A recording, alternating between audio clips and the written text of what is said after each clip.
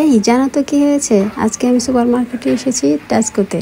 এটা হচ্ছে Ireland খর্ক Tesco মার্কেটে এসেছি। এসেই দেখি যে ফ্রুট টুটের ওখানে দেখি যে এই যে ডাবের পানি, সো একদম খোসা টোসা ছাড়িয়ে রেখে দিয়েছে। আমি জাস্ট নিয়ে তো সারপ্রাইজ হয়ে গেছি, ও কুল কখন খাবো কখন খাবো। আমি শপিং বাদ দিয়ে আগে নারকেলটা পে করে বেরিয়ে এসেছি। বেরিয়ে এসে টক করে ভিতরে স্টেটার দিয়ে পানিটা টেস্ট করলাম। উফ, কি যে কুল, খেয়ে প্রাণটা জুড়ে গেল, মনে হলো আমি দেশে সেই নারকেল খাচ্ছি জানো। ওহ কি অসাম। তারপর খেয়ে সেই নারকেল আবার আমি একটা ব্যাগে করে পলিথিনে বেঁধে ব্যাগে করে নিয়ে এসেছি বাসায়। আগেই তো বাসায় আসিনি, পরে ব্যাগে রেখে তারপরে আমি আবার শপিং করেছি, গ্রসারি টসারি সব কিছু কেনার পর তারপরে বাসায় এসেছি।